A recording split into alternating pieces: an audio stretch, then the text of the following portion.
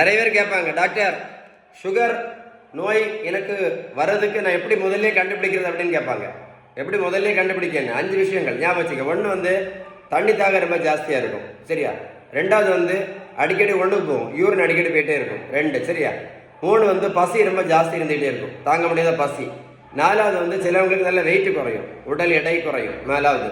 5வது வந்து உடம்பு ரொம்ப டயர்டாக இருக்கும். இந்த 5 இருக்குது அப்படின்னா சுகர் வந்தாச்சு அப்படின்னு நம்ம வந்து ரெடி ஆகிட வேண்டியது தான். அப்போ நம்ம என்ன பண்ணணும்? டவுட் வந்தோன்னா என்ன பண்ணணும்? 3 விஷயம் நீங்கள் செஞ்சால் போதும். 3 தான், கரெக்டாக 3 நீங்கள் பண்ணிட்டா போதும். 1 பேலன்ஸ்டு டயட், 2வது உடல் உழைப்பு, 3வது நல்ல தூக்கம். இந்த 3லையும் ரொம்ப முக்கியமானது எதுன்னு கேட்டிங்கன்னா இந்த பேலன்ஸ் டயட் தான். இந்த பேலன்ஸ் டயட் நீங்கள் கரெக்டாக ஃபாலோ பண்ணிட்டீங்கன்னு வைங்களேன்.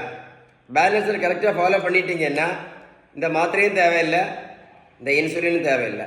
நான் சொன்ன விஷயம் கரெக்டாக இருந்தால் கமெண்ட்ஸில் OES டைப் பண்ணுங்கள். மறக்காமல் லைக் பண்ணுங்கள். எதை மறந்தாலும் என்ன பண்ணாங்க, ஃப்ரெண்ட்ஸுக்கு ஷேர் பண்ண மறந்துடாதுங்க. இந்த வேர்ல்டில் உங்களுக்கு மட்டும் இல்லை, நிறைய பேருக்கு முக்கியமான விஷயம்.